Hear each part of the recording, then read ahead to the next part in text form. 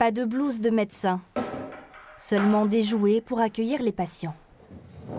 Vous voyez, la petite cabane, en fait, on peut dire un petit peu, c'est la cabane à secret. Un abri où les enfants victimes de violences physiques et sexuelles peuvent se confier au centre psychotraumatique de Charles Perrins à Bordeaux.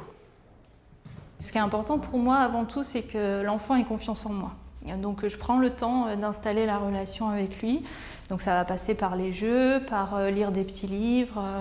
Si à un moment il se sent prêt à parler, il va pouvoir soit me parler spontanément ou alors soit moi je vais pouvoir commencer à aborder le sujet avec lui.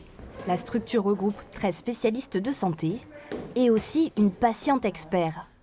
Marie-Josée a connu les abus sexuels. Ses blessures lui servent aujourd'hui à former des professionnels. On a l'opportunité, a priori, de mettre en œuvre quelque chose qui n'a pas été fait, en tout cas sur les violences sexuelles. Donc c'est vraiment associer aux professionnels des personnes ayant vécu les situations pour pouvoir accompagner, aider et avancer sur le parcours de soins des victimes, justement. 2 ans après l'annonce du plan de lutte contre les violences faites aux enfants, le centre psychotraumatique doit désormais participer au développement du parcours de soins dans les 5 départements du Sud-Aquitaine. Les choses vont se structurer sur la région, mais aussi en France par rapport à la question du psychotraumatisme de l'enfant.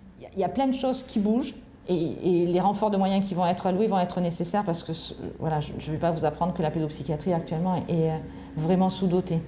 Pour l'instant, 33 enfants âgés de 18 mois à 18 ans sont actuellement suivis ici.